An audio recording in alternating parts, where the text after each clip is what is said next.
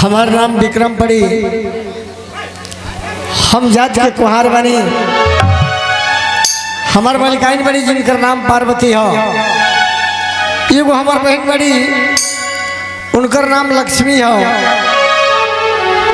हमार बहन लक्ष्मी जौनी समय अपनी घरे जाए लगली, हम उनका से वादा कैली कि हम तोहरा घरे हर रोज ना, हर महीना में ना, लेकिन साल में एक बार भेंट करे खातिर आई। वह कहिया जहिया सावन के रक्षाबंधन पड़ी तहिया। ई बात जब हम सुन तो रक्षाबंधन आवे के 5 दिन पहले ही से हमारा घर में झगड़ा लफड़ा लग जाला। अब यही से रउआ सब मिला ली कि कौना विचार के बाड़ी आई। हमारा घर में एगो और आदमी बड़ा जिनकर नाम चिहुटन है। वो हर काम में हाथ बैठावेला। हम चिहुटन बाबू के बोलावत बनी, बबुआ चिहुटन, चिहुटन हो। इहो कहा कोई भुला गई देखा।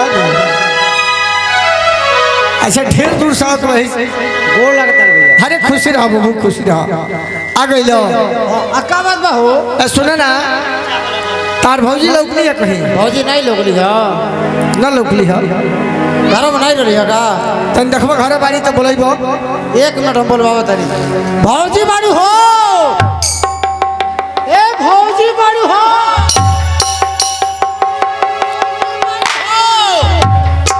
भौजी घर में बड़ी ना भाई, काहे बोलत नहीं हो? हम तो वह बोलावत नहीं, देखत नहीं घर में बड़ी नहीं का जने सुनात नहीं का। भौजी बाड़ी हो क्यों के घर में नहीं गइल हो? बाबू चिहुटन कहो कहीं नहात नहीं हो। अब का जाने, हमके पता नहीं है, मगर हम जाते नहीं घर में देखा तारे वो आवत रहले तो झझटिया करते आवेले। झझटिया तब न से आई धीरे से। अच्छा देखत आवत हो है। भौजी बाड़ी हो ए भाई कावल में हला करे। कहां बालू बोली का बात बा? देख लो का हो आई बड़ी भौजी अब लो बतिया लो। होता कहीं का। ए रे आइल बड़ी भौजी और बतिया लो। तो हम तो वह कहता नहीं ते कहता रे दुकेशन बात देख ली लो। यह हमार मलकाइन है। हां हां सीना हो ए मोने केने गल बड़ी है ने। तनी हे का बोलौनी है का खत और हर अब रउआ सब बताई, घर में 2 आदमी बड़े, हमरा अगर कोनो जरूरी काम पड़ जाओ तो इनका सराई ले, इनका कोनो काम पड़े तो ई हमरा सराई ली है। बाप रे बाप। इनका के बोलौनी तो आवते का कहतरी से देखबे कनी। हेलो का हाजी का हरदम चिल्लाते रही। कौन हला बा? बा हला बा का खातिर? हालत तहरे खातिर बा। का खातिर बोली? सुनो कहो, तू तो जान दारू कि हर रक्षाबंधन के जाइले हम अपना बहन के राखी बंधवावे खातिर। वही तरह से एहू मेरी तैयारी बानी। अब रह गई कि तनी हाथ खाली बा। हां हां पैसा कोड़ी बा ना। अब बटला बा। हमार विचार हो हां कि जौन हो कलकत्ता से ललकी सरिया ले उ सारी तोहरा के कबो पहिरल ना देखनी हम। ये मेरी हमार विचार है कि वह साड़ी दे दी, तू वह साड़ी लेके जैती अपने बहन के घर है, राखी बंधवाती, राखी के बंधाई देख देती। बड़ा पहनवा सल वाली जाए पहले कह जाए। हां लागले हारा करे जदी पहले से बाप पहले कह जाए, पहले के राखी बनवा जाए। ए हम तो दुख भाई बास। हां हां तोरो भाई बड़े को भाई तो जाके मन हो। हां हां एक काम कर भौजी का अरे दे दो, राय से मान जा जाला, दे दो तू चल जइहो। बाप रे बाप। कौनी बराबर कलकत्ता है तो पियन हां रे का ले गले एगो साड़ी, आए गो साड़ी उसका कि में हलल बा सरिया दे दो, सरिया दे जा बहना कह जा। एगो त कल पाता से साड़ी रे बहु सरिया पर राख गड़ल बा। हां गड़ल बा, हलल बा, हलल बा अखी। अच्छा सरिया दे जा बहना कह जा। 12 वर्ष में एकेगो साड़ी देले रहले तारा के कल पाता से होले तो। हां रे मत देख बेटा। आ 11 वर्ष का उ घरे घुमत रहल हो रे हई उहा के दियल हो। हई त के कर दिहल हो? हई कुल सब नहीं हर हाँ रे हाँ भाई भाई भाई भौजाई अब कान में गए भाई के हो डर कैसा बा भाई के आ 3-4 गो लड़का कम बोला नहीं कोई यही हो हमरा भाइये को बकुल चुप चुप अच्छा आज क्या तो लिया हां कौन सी जगह लेके रुक आओ के लेके आवो हम तरह के जानत रखी ए भाई आगे मर जा तू आई ने पार देबा का हो? के बता रहो सारा के ए चल गई लिखा आ भाग मर जा तारा के बियाह लगा दियो ले मर दे का भइल बरे हम सुन ले बानी जे मेहरारू से तना मरो तनी जेठे रहला बड़ो न अच्छा हम जगह दे तू ही छोटा बड़ा मौगे एक हाथ का बढ़न बिया ई तारा तार के बियाह लगा दियो ले ई तारा जानकारी नहीं है कि ये बियाह के अगुआ के रहल हां हां अख्तर भाई रहल अच्छा मालिक हां जानते बड़ा उनको देखत रखी ना कैसन धोसड़ बाड़े हां वही सेट कैले बड़ा तो गइली हो हां हां गई बड़ी बाकी एगो बात सुन लो का हो तहार मेहरारू एक नंबर का मऊ बिया बेहुदा कहीं का रे ई कुल बात न कहल जाला ए मर जा तू का कहत तू कितना राय से बतियावा तारा उ हाथ चमचा चमका बतिया मेहरारू लोग के काम उहे हो अब का करबो जैसन उनकर आदत पौसने नु करी रे ओ यो बस जल्दी कहला है आवे के अरे सर मरत औरी मौगी के बिगाड़ हल्दी कहला है आवे के भौजी आवा हो अच्छा तो कहवा गोली घरवा में बक्सा खोल है बक्सा बक्सा सारा बक्सा का सामान हुआ चोरा के धरतिया है घरी भाई कुछ करे ले भौजी हाथ गोड़ ना चलावे त हम कोयला बिना मरे हां माने घर के सब काम उहे करेली सब करबो उहे ई त बात जाई जे भाई ई कोन ना जाई कहत रह बात सही बा देखबो का जे घर में जाके भिगा भगवान करे जे इनकरा सर मोरा 2-4 गो करे औरी मिलो अच्छा हां 2-4 गो बहुत ना तो ई तो पस बड़का पिटौर बारिश तेरे बेहुदा का भइल रे देखबे भौजी आ गइले घरवा में चुनरी फुनरी कुल निकालत रही है साड़ी लेके बड़ी देख लो आ गई का हां आइल बड़ी ए सुनो का जी उतने बात नहीं है तो को बात बा अब बतिए बाकी गइला के बाद हां दूगो लइका बड़े सब कहिए से कि मामा आ गइला मामा फोफी दा चुतिया कहीं तो हम का बनाए घर में कुछ बा मामा लोग खाली फोफी लेके जाला बना दी लइकन खाते कुछ ना ले जइबो अरे तो लाई मिठाई पुआ पकवान ई सब ना घर से लेके दे जाला हां पुआ पकवान ले जइबो एगो काम करियो ना हां बोला 20 रुपया का तू बासाता के लिए बासाता अच्छा हां देख ली लो खेती चुकी से तहत हो गई एकरा मुंह में के 4 गो दांत चूहा लेके भागल बड़े सब सुतला में वही में है एकर बेरिया मुंह में है बहरिया जला यही के चलते ओकर ना हो बता सही कहला बसाता ए भैया फरहर हो हां हां फरहर है हम चलो ढेर दूर जाए के बा अच्छा तो बतासा कहल जाला हां तो गईली बाड़ी यही जा ठीक ए साड़ी दो ए जी कहो कहिए बनावे तो हम का बात याद भाऊ लेके जाए सुला हो रे घर में कुछ नहीं भाऊ है। अरे सब जब खाना खा ला ओकनी खतराक भौर जाई हम का बनाए रे कुछ घर में कुछ बा हम का बनाए तो पिए ना असली में जानते रे ए मौगी का अपना नहीं। डांट हमरा कहे ना मौत जब कोई है हां अपना मौगी के डांट दियो सुनियो सुना जानते रे आगे भौर खड़ा के है तो बड़हन भइल बड़ी हां त लड़ल सुन लो सुनी साड़ी ली अच्छा अपना बने आखिर बहन जब साड़ी कफन हो जाए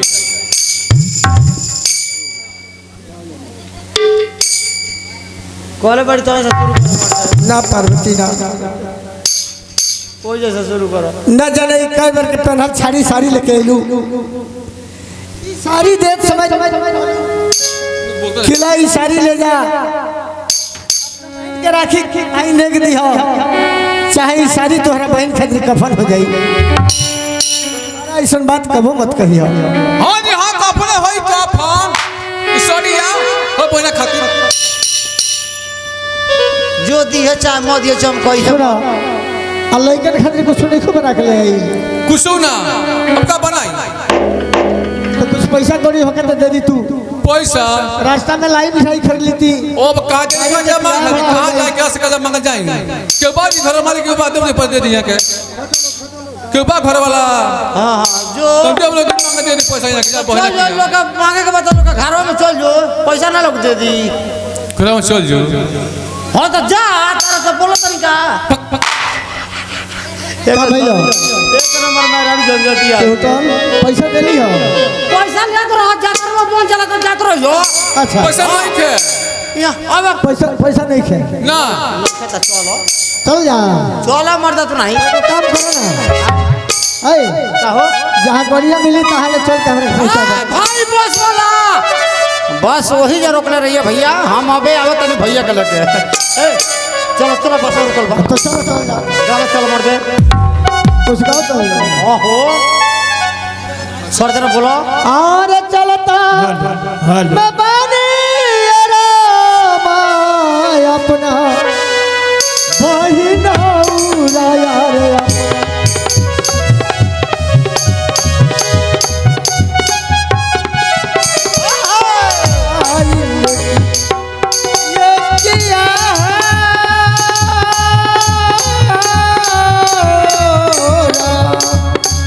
रामा हो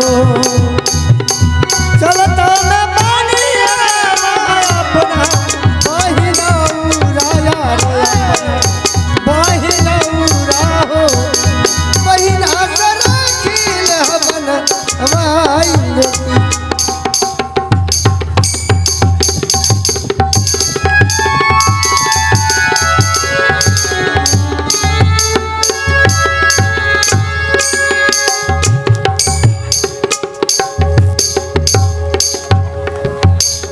हम जात के कुहार हुई हमार नाम रघु है।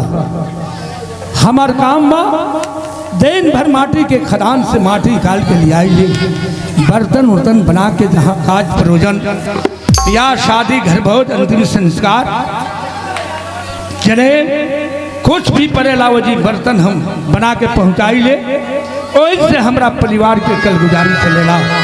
भगवान दुर्गा माता हमरा के दूगो वंश पहले बानी एगो बेटा एगो बेटी। बेटा का नाम पप्पू है बेटी के नाम सीमा। हम दोनों भाई बहन के उनका लोग के पढ़ावत लिखावत बानी पढ़ लिख के होशियार हो जाई लोग। एक घड़ी पढ़ाई लिखाई के जमाना आ गई बा जब तक लड़की के नहीं पढ़ावल जाए जा लड़कों के पढ़ावल लिखे जाए जा तब तक शादी करे में बहुत दिक्कत होता। हमार बाबू के नौकरी हो जाई के चाहे कुली बिजनेस हमार बर्तन बनावल छूट जाई। बर्तनों के बिक्री ये सरकार उतना होत नहीं है जब से फाइबर प्लास्टिक चल गई हमनी के कमे बिक्री बा ठीक बा। हमरा पत्नी के नाम लक्ष्मी है। हम लक्ष्मी के बुलाई और लक्ष्मी के बुला के उनका से कुछ बात करी। ए लक्ष्मी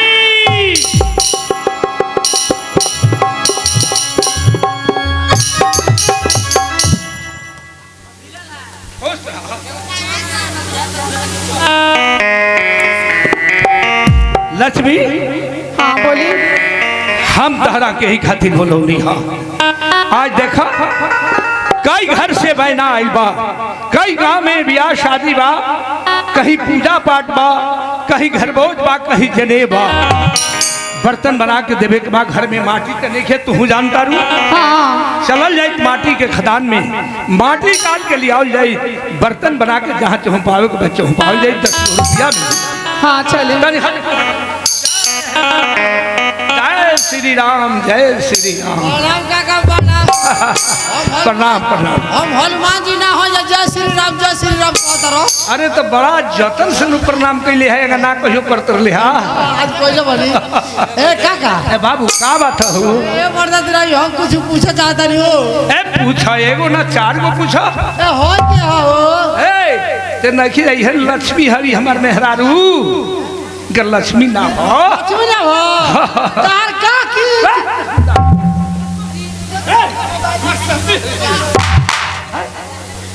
कि तोर का की हरी रे हां ए तार मलिकान हमार मलिकाइन है तोर काकी है। हम तोर काका ई तोर काकी।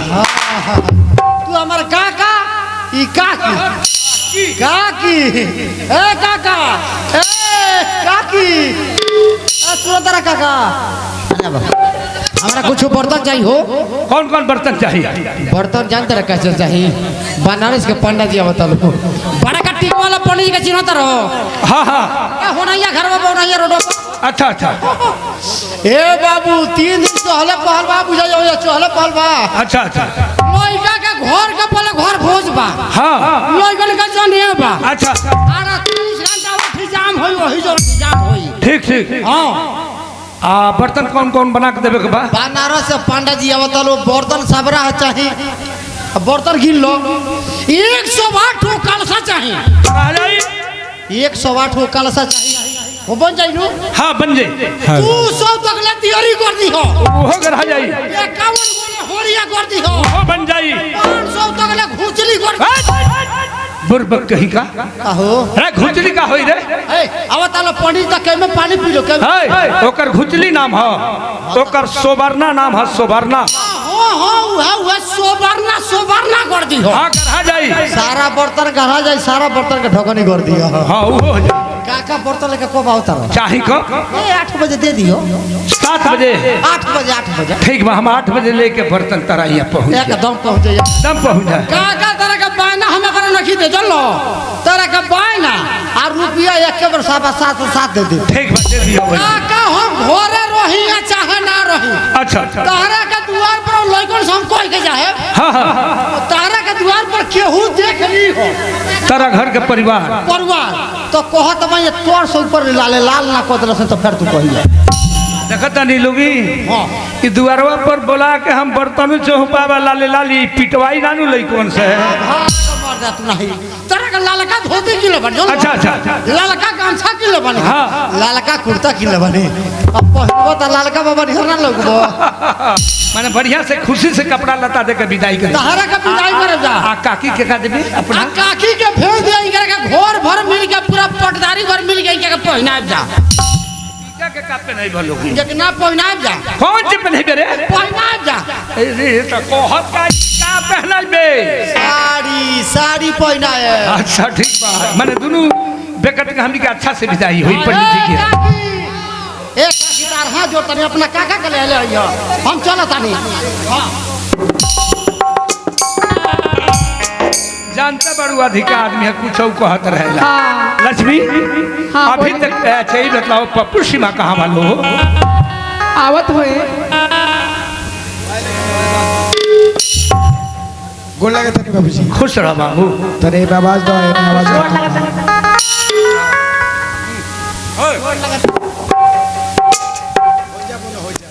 हाँ बोला बाबू।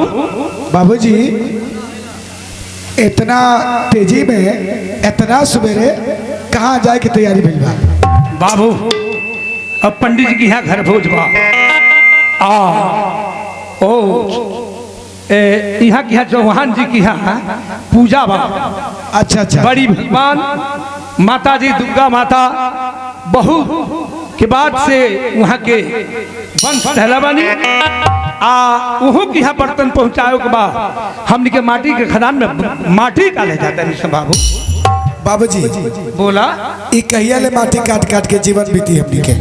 हम चाहता नहीं कि हम पढ़ाई लिखाई छोड़ देता नहीं, सीमा के पढ़ावल जाई, एक शादी कर दिहल जाई और हम रउआ साथे मिलके ढेर माटी काटल जाई, बाप बेटा मिलके बाजार में ढेर बर्तन बेचाई, घर के हमनी के परवरिश हो जाए। ना बाबू इतना बात मत सोचा। देखा माई अभी बाबूजी समझा।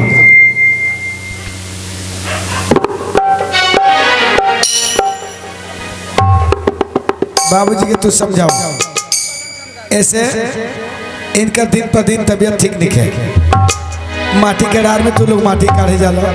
मालिक की तरफ से इस सीन पर खुश होकर के निके 501 रुपया का पुरस्कार बा। हमनी के तरफ से नमस्कार बा आ रही। ठीक बा। ए सारा संसार बा जीवन, सारा समाज बा, धरती और आकाश बा, के गुना अकेला संसार में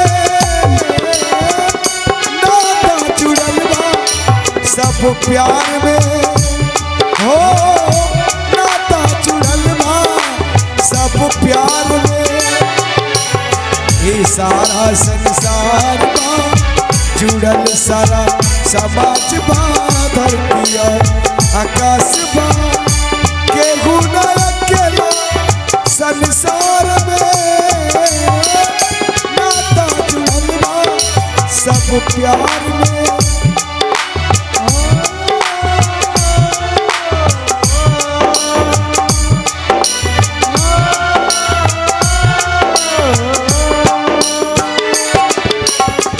तू ही हमर बापू तू ही हमर माई तोहरा से मिलली जिंदगी हमार बा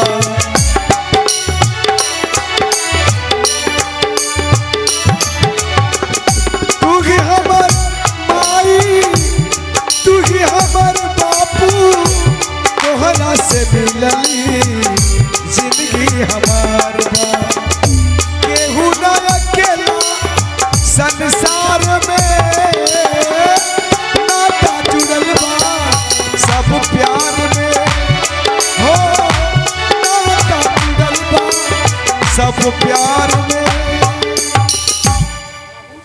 हेलो इतना कौनो अभी हम जिया तानी तब तक तरह देह पर परिश्रम करला के जरूरत नहीं है। इतना सिर्फ मदद का दिया लो पढ़ के स्कूल से लौटी हलो हम माटी निकाल के टोकरी में गला कर ले रहे हमरा माथ पर अलगा दी हलो हम घरे ले जाके शान सुन के माटी के बर्तन बना के जहाँ पहुँचा दे पढ़े में मन लगावा सीमा श्याम भैया दिया ओकरा पीछे में सोता। बाबूजी हमारा कहे के मतलब ही नहीं है, हमरा कहे का अर्थ ही बा कि सुबह से निकली ले लो माई रउआ हमने भाई बहन के दिल में बड़ा डर रहेला काहे कि कभी कभी ऐसा होला कि इंसान घर से सुबह निकलेला लेकिन वो वापस ना आवेला ऐसा ऐसा कभी भी हो जाला बाबूजी।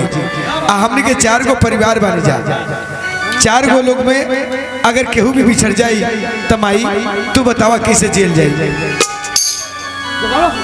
ऐसे कुछ ना हुई भगवान के दुर्गा जी के अगर आशीर्वाद हुई वहाँ के सबके हमनी पर दया रही तो कुछ ना हुई बाबू। अच्छा बाबू अब माई सुना कल मामा ये राखी बनवावे कल राखी के दिन बा हम अपना बहन से राखी बनवाए और मामा तोहरा से राखी बनवाइए। ऐसे हम चाहते नहीं कि सौकेरे माटी कट के घरे आ जाइए हमने क्या आज मट खाना बनवाई इंतजार करिए ठीक है चलो। लक्ष्मी आपन प्रभु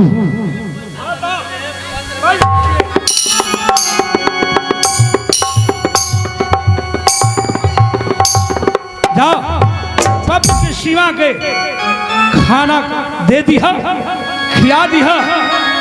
खिया के स्कूले भेज दिया हम चलतानी माटी के खदान में माटी काले हमरो खातिर कुछ खाना लेके हुई ठीक बैठ जाए जाओ।